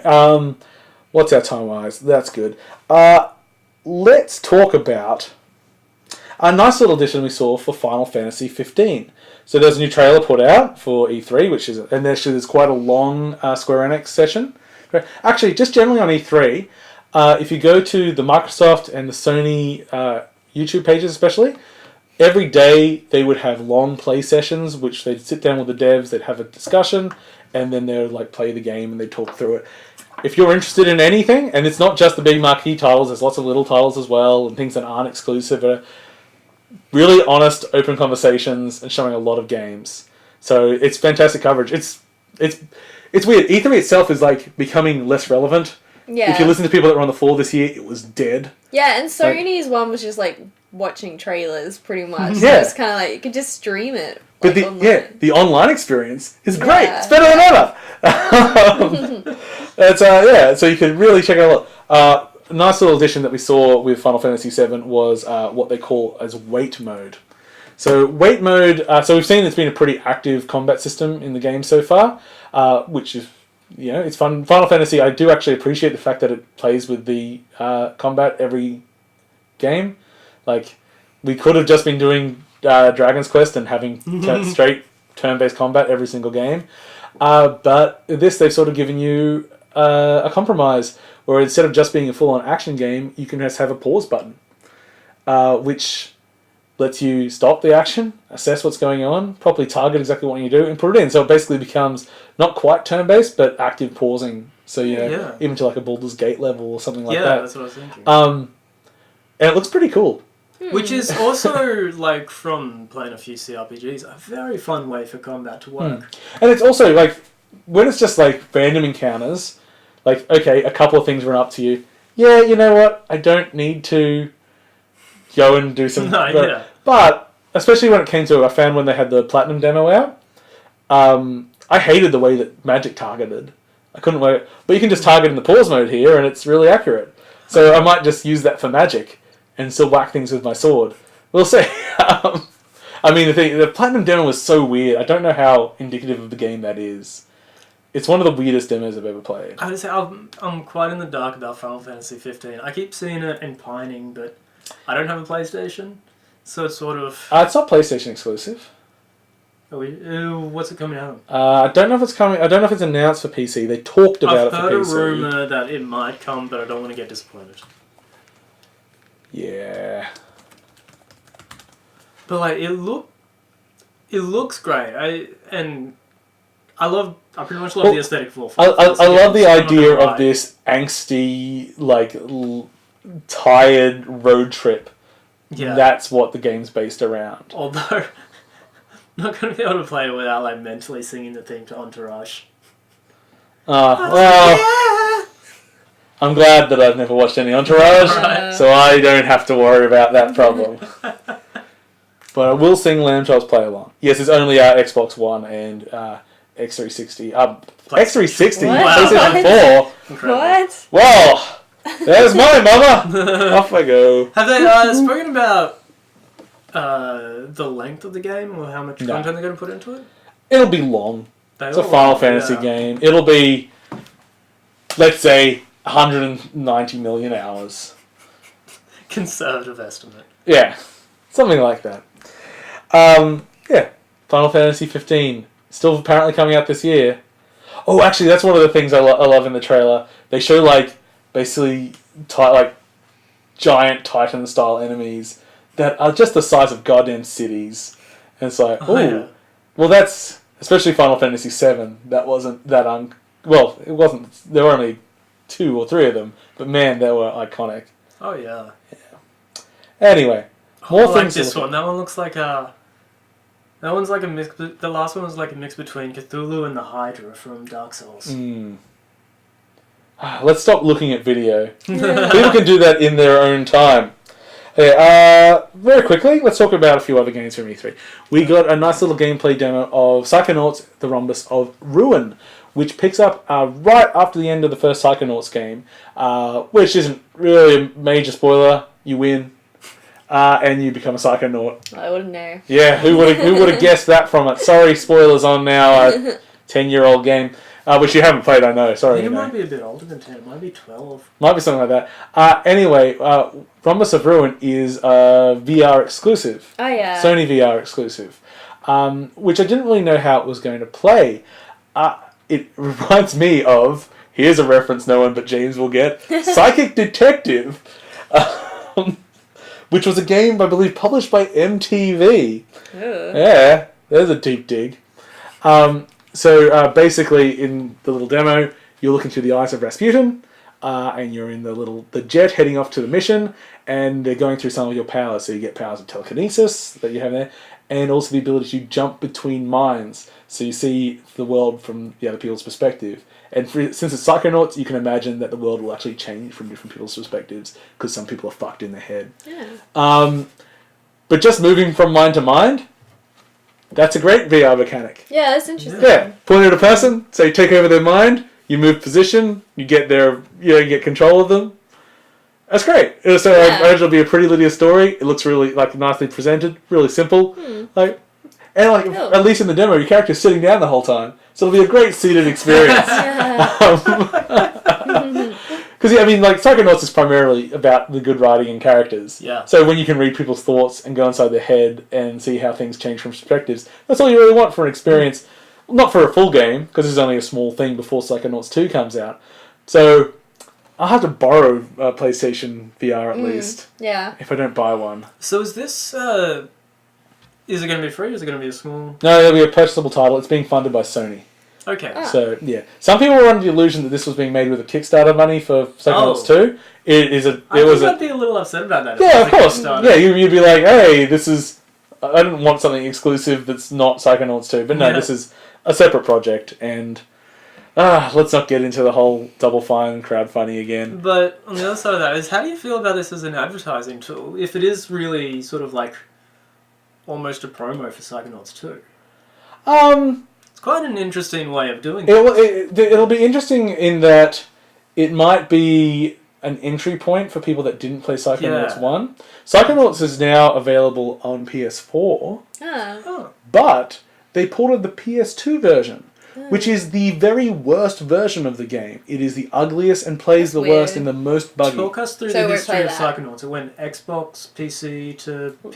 I think PC and Xbox simultaneously. Okay. And then I think PS2 might have come slightly afterwards, but it was primarily across the board.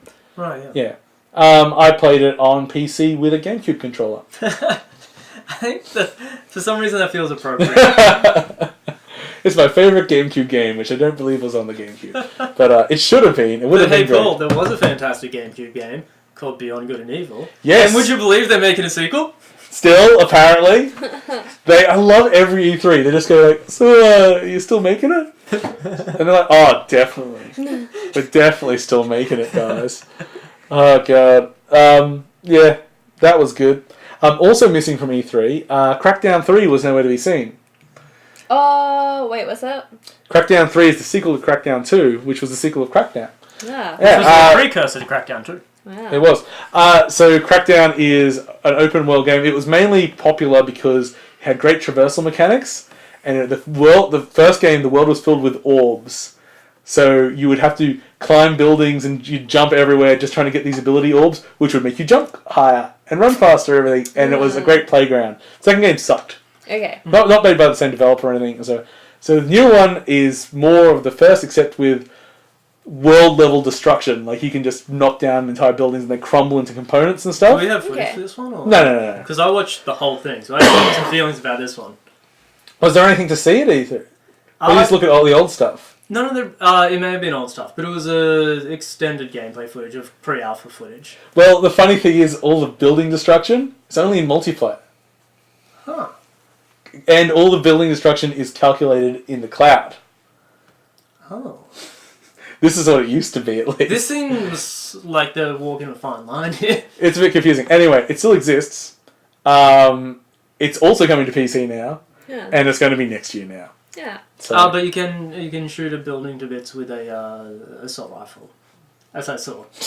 Well, assault rifles are quite known for their building destroying abilities. It seems great. I've never played a Crackdown game. But this one, from the footage I saw, like the insane amount of destructibility. And I loved the demo I saw. The guy kept talking about everything is physical in the world. But not in single player. Yeah, not in single player. It's just like so in multiplayer, weird. everything's physical. So like debris is physical. You can shoot up. You can shoot up some debris and then shoot it. I still have my doubts about the whole prospect of the physics being rendered on the cloud. The cloud, yeah, that seems to be a huge stretch. Well, I mean, but it also means that if the online services are under stress, your physics will get worse. Which could make it great. It could make it great. We could have like Crash Crackdown 3 events where everyone loads it at once and just tries to bring it to their knees because it'll be on the Azure server, so they can dial them up and down. So we're really going to have a worldwide campaign to get this to happen. It'll be good. Any other Crackdown 3? I like the bit where, like, if someone's... I'll do it out there. You want to play it? Maybe. We'll load it up. We'll get it Be out. right back. Okay. I like the bit where the people are standing on the bridge and you could shoot the bridge and the people would just fall down because they no longer had a bridge to stand on. Those fools. So, in the last week, I've been playing 2 Steam, as in Steam themed, turn-based tactical games. One is Steam Heist, and I was playing it on the Vita, which I can't get footage of, so I quickly loaded it onto PS4 and played through the first 2 missions again, just to show it off. Now, SteamWorld Heist is... it's not such a sequel, it's based in the same universe as SteamWorld Dig, which was a fantastic little platforming game, sort of half Metroidvania, half... not quite Minecraft-y, but it was really cool. So in this, same art style, same robot universe, and it's got... Well, the major feature is that if you just shoot the top of someone's hat, you'll knock it off, and then you can pick up their hat and add it to your collection. There's also a game involved somewhere. So I've played through most of the game on the Vita, and I've sort of come to the conclusion that it is inherently flawed. Because while I've been having quite a bit of fun with it, a 2D side-scrolling tactical game means it's really, really limited in your tactical choices. It's... I'll hide behind this barrel, or nothing. It's like, there's a guy across the room from me, there's a barrel here, what else am I going to do? I can't step around them, I can't lay a trap somewhere.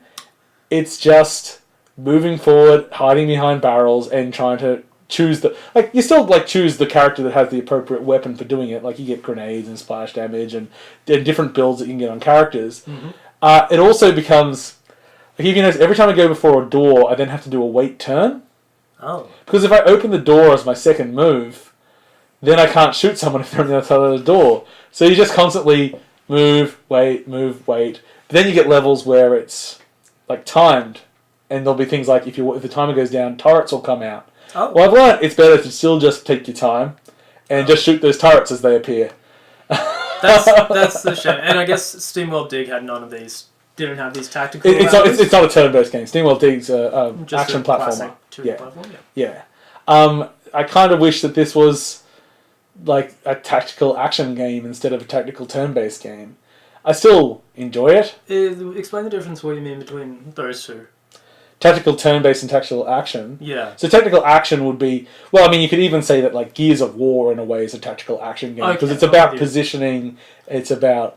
It's not about just running in, guns blazing. It's about picking your shots and being in a correct position. Sure. Okay. Tactical turn-based is the same thing, but in a turn-based mechanic. Door Kickers has a pause anyway. Yeah, so it's cute. The difficulty seems okay, but I just get into these situations where the levels are randomized, which is good, but it does sometimes mean that you can choose between 2 goals and you go through one and you follow that path for a while, and then you get the situation of, oh, well, I should have checked that out, and there's just a closet that you missed, and it's turn-based, so you had to take a couple of turns to run back there and everything. I just wish that when there were no enemies, you could just run around freeform. That would like speed the game up. Does seem like a quality of life improvement they should have looked at. And like, because enemies don't open doors or anything.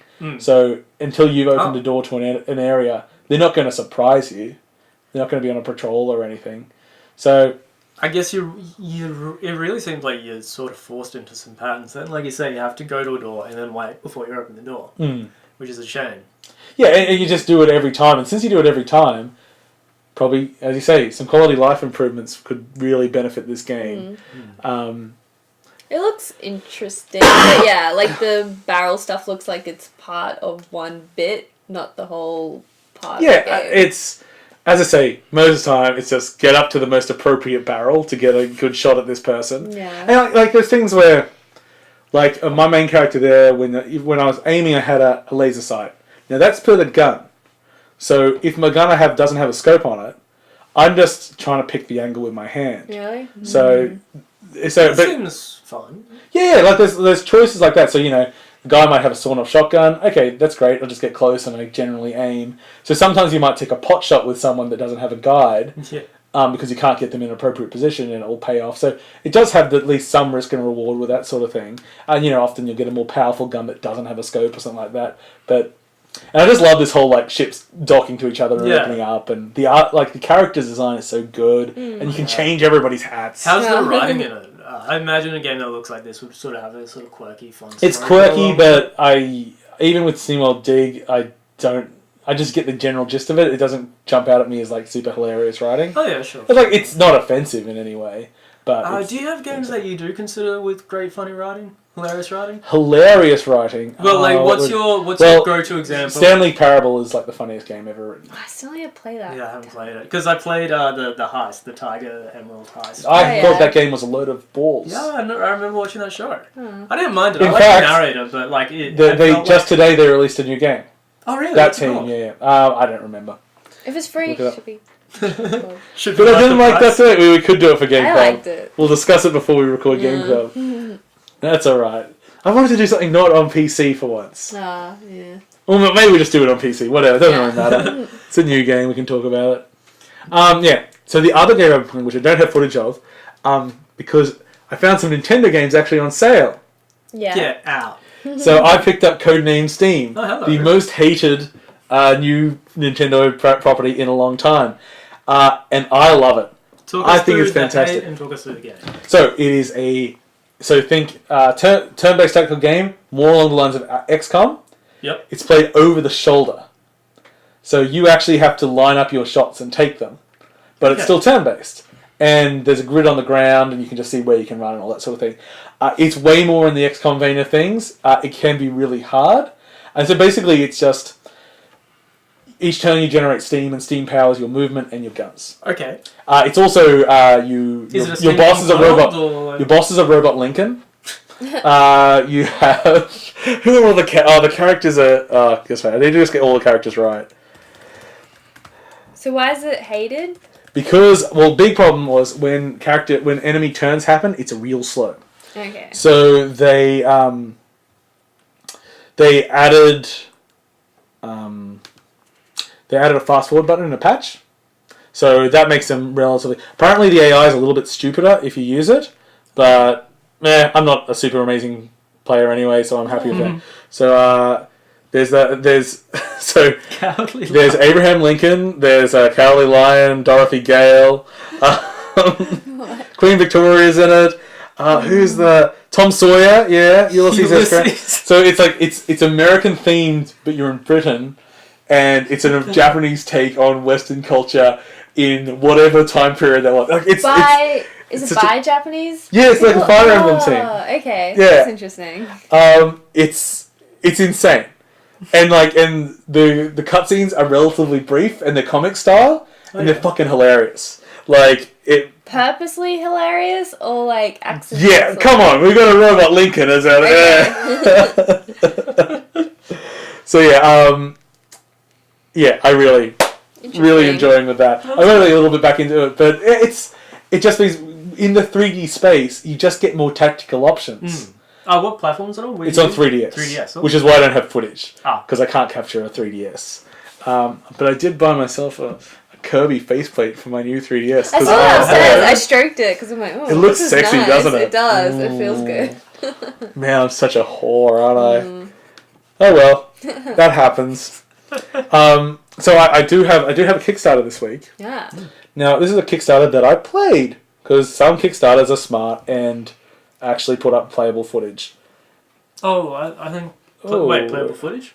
I mean, a playable version, and I can't see it. Good. So you don't get to see it anyway. Is it the HMS? No, it's not. That one also had a playable demo, I think. Yeah, I haven't played it yet though.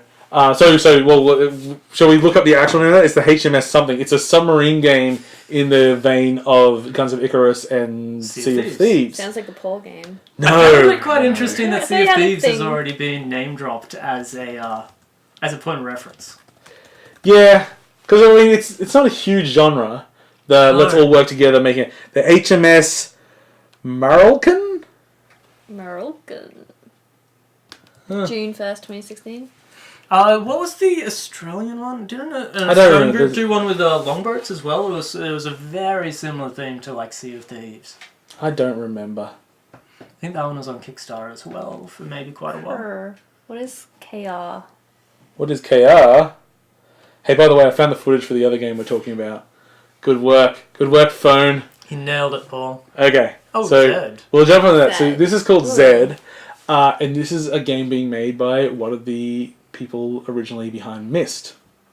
They're basically making a surrealist world filled with puzzles. And they release what is more of a playable art demonstration. It's pretty. Oh, sure.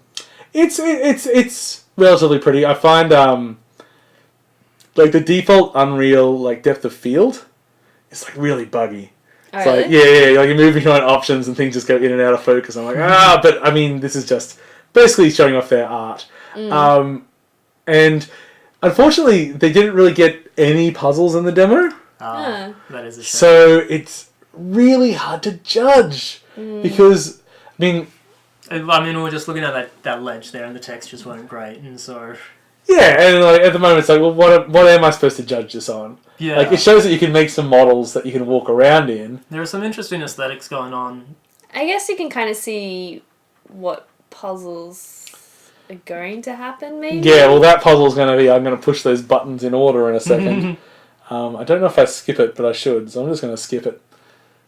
Oh yeah, I go back to check if it's in the right order because I didn't pay attention. It's colour. And now Yeah, and then it brings colour into the world when you get that puzzle right. Oh, that's fun. I actually like the look of it quite a bit now. Once it gets the colour in it. Yeah, it actually reminds me of like 90s 3D surrealism. Yeah. Like, think about the Simpsons 3D episode. Yeah, that was Something great. like that. Where it's like, it's kind of like, we'll just throw in any sort of fancy geometric shapes we can and a lot of checkerboard textures. Yeah. There's actually a mini sun over in one of those corners, but don't know if I'm going to point at that. It's not it's not a particularly exciting demo. You basically just walk to the end and it says thanks for playing. It does show that they can make models. If you are interested in such a thing, you can get a copy of the final game for $16 at the moment. It was at $15, but now it's $16. Yeah. What a savings! I don't know. I don't know what I think about some of this. I just don't know what to. It doesn't prove to me that it's going to be a good game. I assume you played Myst, yeah? Yeah. And what role did this guy have in Myst? You said he was from the team. I am not sure. He used to be. He was Myst, and then he was at Westwood and worked on Command and Conquer. So what his actual position in there? And actually, you know like what? That crocodile. I'm sorry, I'm paying attention, Paul, but I just saw a crocodile in a hat. That's all right. I'll check his name because research on the show is always good. So let's make sure, because the thing is we've got like the core Myst team making Abduction, which is very a spiritual successor to Myst. And even then I suppose that still went through mostly on nostalgia. Yeah. Yeah.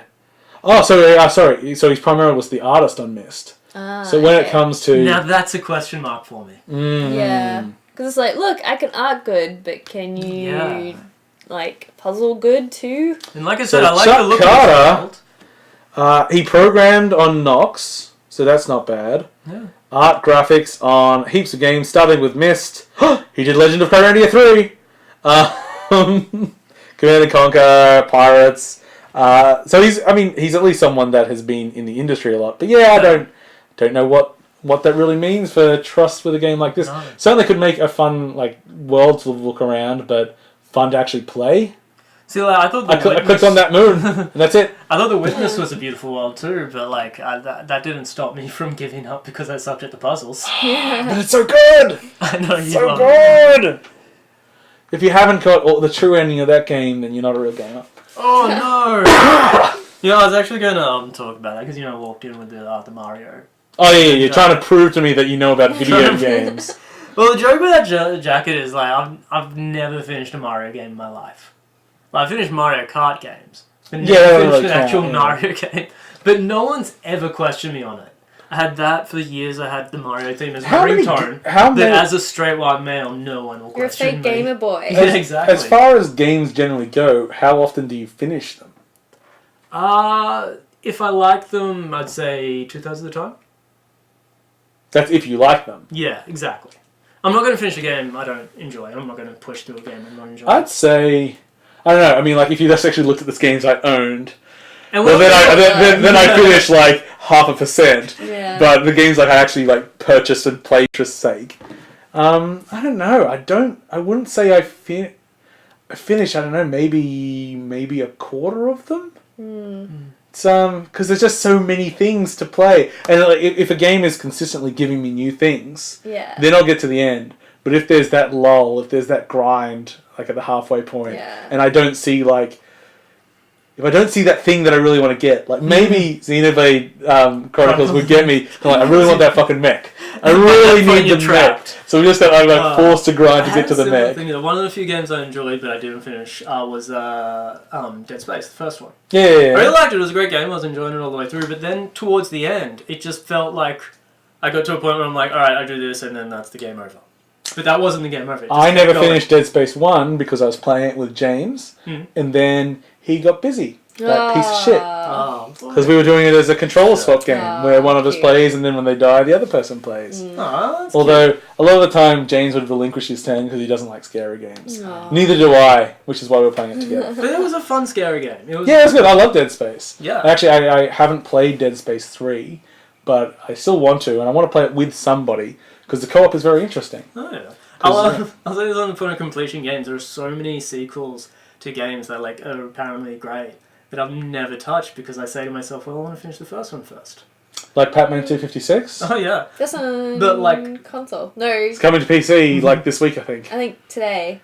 Today! Ooh! Yeah. Let's all get Pac-Man 256! Game Club! It should be different. But like Witcher 2, I bought it for like $1 3 years ago. So good. Yeah, I know it's supposed to be amazing. You've got to play it twice at least. I haven't touched it because I've started Witcher 1 like 4 times. Yeah, but Witcher 1 is really shit. bored. No, it's not. Witcher 1 is Sequels are always better. Witcher 1 is fine, but it wasn't a great game until Witcher 2. Oh, that's Yeah. Like an Mass interesting Effect point. 2's the best. Uncharted 2's Well- the best. And Witcher 1 and 2 are like totally different kinds of games. Yeah. Yeah. So I disagree though. I got bored of Mass Effect 2. I dropped it. What? I loved Mass Effect 1 though. I got bored in Mass Effect 1, 2, and 3. Oh, well, there you go. Yeah. I'll play Your through. ability to go back though is quite impressive. I will. This might be why like I finish a higher percentage of games than you. Because if I play the first game in the series, I'm like, it's not for me. I'm not going to get 2 or 3 a shot. but they all end up in like bundles and stuff, so Yeah, that's true. they just eventually turn up on my computer in my list. So I go, okay, I'll have a look, and like especially Mass Effect 3, I was like, oh, it's such an actually fun game. I'm like, okay, and then I got on like some mining planet and like the first mission. I'm like, this is boring. I don't care about any of these characters. It's like I should have known them for 2 games already. Yeah, maybe not the fairest assessment, but oh well. That's just me. I'm a bit of a dick. Other things. I skipped We a couple saw of things. more ukulele. We saw a demonstration of the toy box. We saw some toy box stuff. It just looks super solid. It just looks exactly it what I looks so want it to be. smooth. Yeah. Also, I was going to mention Transmission, which was a game we showed a few weeks ago. It's the isometric, sort of hand-drawn looking game that I thought Anais and James were going to hate the graphics of, but they quite liked it. That's on Kickstarter now too.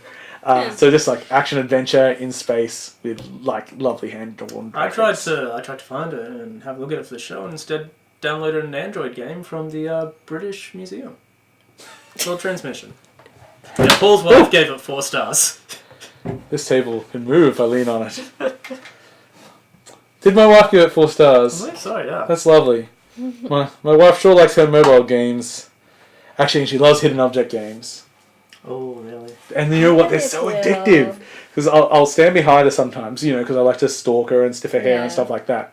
And it's like puzzles aren't hard generally, but you just get into a zone of like knowing where to click in the world and how these things work. And it's all that terrible old adventure game stuff like, however, I remember one of them, she had to make paper mache and she'd put in the paper and put in the water. It's like, now we must get flour. And there was like a flour stand right there.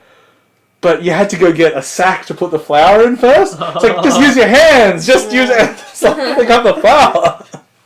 And so many objects where you're like, okay, I just need something long to get this. It's like, no, but you need the specific long object. But that's alright, you just read into it real quick. Is the GOG sale still going? Sorry to interrupt. I don't know. It should be near the end at least. Because I think I need to pick up some of the old LucasArts bundles.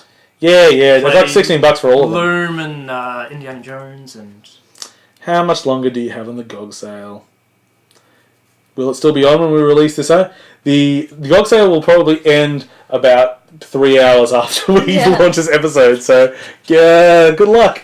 Good luck, everyone. Okay. Beautiful. I better check in. But the Steam Summer Sale will probably start. Yeah, Steam Summer Sale is about to start. What are we excited for? What do you think? Nothing, because all Steam sales are terrible these days. And I buy stuff and then forget it's there. Well, because the Steam Summer Sales... Stanley Parable, got it for like $3. Yeah. Well, they just don't have anything that's like dirt cheap most of the time anymore. God. I remember when my first ever Steam sale. God, what a time! You always remember your first time. You always remember your first time. And I got the Valve pack. The Valve pack had changed my life. Get them all. Okay, I think that pretty much brings us to the end of today's episode. Next week will be probably E3 free, but probably not actually, because there's still stuff just coming out. Yeah. I'm still making my way through. I was going to talk about Let It Die actually, but I'm gonna look into that a bit more because that's really? That's yeah. I thought I wouldn't care about that game at all, and the more I find out about it, the better. Or should we just quickly talk about Let It Die? That's what we're talking about, because I saw like a developer video of it, and I with thought... Suda51! Gochi! I hope I'm thinking the same game, but I couldn't find where the game really was in it all. Well, Let It Die, as we know now, which is... Okay, so Let It Die is going to be free to play in some way. So you figure... So it's a roguelike. You actually like start off in your undies, and you're basically going up like a tower of monsters. Oh, it's a roguelike? Yeah, and this I don't know how I missed that, but this is based in Tokyo after the 2020 Olympics. Something has gone wrong, so it's kind of based on Akira. Okay. So basically, you're trapped in this like tower, this area. You make your way through it. As you defeat things and everything, you get equipment. So it's really like that. And so you're like, okay, so it's free to play, so I guess you can buy stuff and like you're fighting. It's like, it seems to like it's single player. And when asked like how's it going to be monetized, they seem to have no idea. Huh. So what is this on? It doesn't look... PS4. It looks like it's a PS2 game, right? PS4 game. Suda! Just lots of blood explosions. That's all he really wants. Blood and coin explosions. Blood and raincoats and people humping things. And a guy wearing underwear and a gas mask. Yeah, like that's your starting gear. I don't understand. It's a little plug in like the cinematic trailer. He upgrades. Oh no, that's not his heart. That's his heart. You can see your own heart like glowing through your body. Okay. Oh, yeah. Okay. I didn't know what that was either. I just assumed it was like a indicator of some sort. Yeah, it's an indicator of your heart. So do you get to steal this guy's jacket now? Well, potentially you can do that sort of thing. So what will happen is that when you die, the character you're created can appear in your friend's games as an enemy where you died with all your gear. Okay. Oh. So that sort of like multiplayer, not at the same time, just sort of slightly influencing each other's worlds, stuff like that. So I don't know what to... It's weird, like I went back to when this was first announced, I think 3 years ago. Oh, really? And it was just a cinematic trailer, we knew nothing of what it is. But it actually has been, when you go back and look at what the hints are in that cinematic trailer, that's actually pretty faithful to what its original reveal was. We just didn't know what the fuck it was. And we still don't, like the trailer this year didn't help at all. It was only when I started watching the gameplay that I started getting any idea of what this game was going to be. Still not really clear though. Yeah, I'm still completely unclear. Well, as I say, they don't know how they're monetizing. So you're collecting money. Yeah. Obviously, you can get upgrades, and those can be persistent between games. So I suppose you might be able to buy some of that with real money. But also, if it's a satisfying roguelike, you wouldn't need to do that. So either it'll be a bad roguelike, or you won't really need to spend money on it unless you really just want all the equipment. I'm gonna say the combat feels forgettable. Oh, when you look it doesn't look great. You look at a lot of Grasshopper's games. It's very reminiscent of like Mad World and No More Heroes, stuff like that. I think it will probably play fine. It always looks clunkier than it plays because they cut out the in between animations when it's yeah. So it's just to make it more responsive. So it makes the game look clunkier. It's like, it's weirdly, by making it more clunky in visuals, it makes it smoother in gameplay. Well, that is an interesting tidbit. Well, at least that's just one theory of development. Yeah. Some people like a million in between, so everything looks super smooth, but you're not actually like... When people, when it's more like press A now and then it does the next core action. Yeah. Like you think like old Prince of Persia, like, look, thankfully... I was thinking of just the Arkham games. Yeah, to a degree. It's like, I'm going to go up here and then he plays out the animation. Yeah. So that's the difference you get with action games sometimes. I mean, like, even you look at Dark Souls. Dark Souls doesn't have, like, great animation most of the time. Or even just Doom. I did play the Doom demo. Oh, yeah. Enjoy? I did. The glory kills. I forgot to get that. It's if good. If only it was available for you to play everywhere else you went. The sock monster did. That was the one part. Why did I stop it on the sock monster? I don't think this is for me. Wait, sock monster? Yeah. Yeah, the Doom demo, I thought it was good. Like, I enjoyed it, but it didn't give me enough that I'm like, I need more. Well, so where does the demo go up to? Like, it's not just the first level up until it goes to Doom, does it? No. So you go through the thing, and it is fun when he smashes the computer screen. Yeah. And then you close the portal. You have that sort of like little arena fight. Yeah. And then you go out and you go through that hellish landscape, sort of going through like what looks like the externals of a factory, sort of industrial area. And once you get to the end of that's what that's it. Okay, yeah. So it's the first little bit. Yeah. That's okay. Seems fine. I mean, I love it. It's game of the fucking year. Alright, so that brings us to the end. That's well discounted. I'll pick it up in the summer sales. So that brings us to the end of this episode of 8.5 Bit. Thank you for joining us. If you have any comments or you want to send us any Lawbreakers porn. Lawbreaker porn. Please send it to bitsplease@8.5bit.com. I have been your host, Paul. I've been Anais. I've been Jeremy. Catch us all for Game Club, which this week is Blind Trust. That'll be out tomorrow. Catch you all later, everyone. Bye. Bye.